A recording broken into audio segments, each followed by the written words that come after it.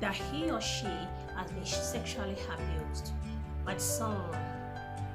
The child can be your biological child, it can be your neighbor's child, it can be a student in your school, it can even be a child that has no relationship with you. What would be your reactions? What are you supposed to do when a child comes to you that he or she has been abused? Welcome to the Female Speak Up channel. My name is Haminat. In today's video, I'll be sharing with you what you are supposed to do, your reactions when a child comes to you to disclose a sexual abuse with you. What are you supposed to do? Number one, you need to calm down. I know that you are very pained. I know that you are hot. You are angry. You are surprised because you don't expect anything of such to happen to a very young child like that. But I want you to calm down, because if you are not calm, you won't be able to get all the facts. You will be missing out some information. Don't express anger. Don't express shock. Your countenance, your reactions, they are the things that will further let the child talk. It is the way you react that will determine the kind of information that you will eventually obtain from a child. So it is very important to first of all breathe in and breathe out. Calm yourself down before going anything further. And at the same time, you also need to calm the child down. The child might have come to you breathing heavily, afraid, frightened. He or she might have been threatened. You need to first calm the child down as well. But it is only when you are calm that you will be able to calm the child. The second thing you need to do when a child discloses an abuse to you is to appreciate that child. You know, it takes a lot of courage, it takes a lot of effort for somebody to share some secret with you. Of course, it must have been a secret between the perpetrator and the child. So for a child to come to you and believe that you are the only person that he or she can tell what has been happening to, you need to first appreciate the child. Appreciate that they come to you to tell you. Appreciate that they know that you can be there for them. That is why they have come. Appreciate them and tell them that even after that, you are ready to support them in every ways. While you are doing that, let them know that they are in for no trouble. That for the fact that they had come to tell you does not mean they are in trouble.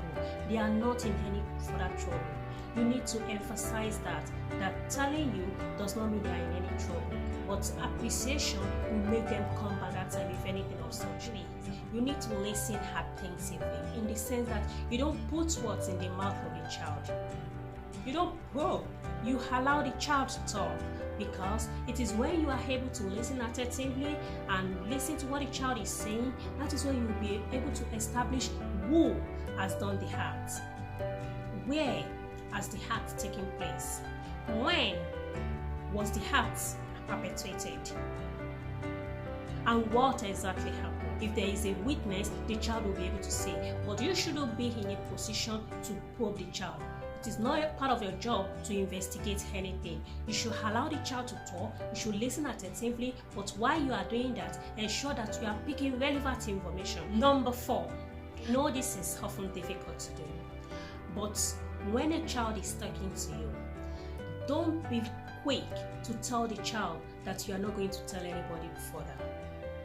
Because you have made a pledge to keep the child safe, to help them or her get through the situation, you shouldn't promise the child that you're not going to tell anyone. Because if you do that, and at the end of the day, you go further by reporting, then the child might even think you have betrayed him or her because you promised never to tell anybody. So while you are listening to the child, or while you are calming the child down, don't promise the child never to tell anyone. You need to also emphasize that you are going to take the matter further. You are going to report it. Let the child know that whatever you choose to do is to protect him or her further from being harassed. And lastly, report. You should report an abuse immediately. It is not in your position to start investigating. You should leave that to appropriate authority to do that. So that is why you don't sleep on it. You should report immediately. And the report immediately is not only because you also want to protect the child from being further harassed, but because you also want to avoid some dangers, because the perpetrator might have an idea that the child has reported. When you are reporting, use the child's language. You'll be committing a very serious offense if you cover up for an abuse. So all abuse should be reported, either confirmed or suspected. They should be reported. And when you report, you should follow up on everything that is done to confirm the truth. Don't forget, more than 90% of the time, the child is telling the truth. So let them know that you believe them for watching this video. Before you go, please like this video, share with your friend, and please subscribe to this channel so that you don't miss out on our videos. Also, turn on your notifications so that you'll be the first person that will watch our videos. Thank you for watching. Bye.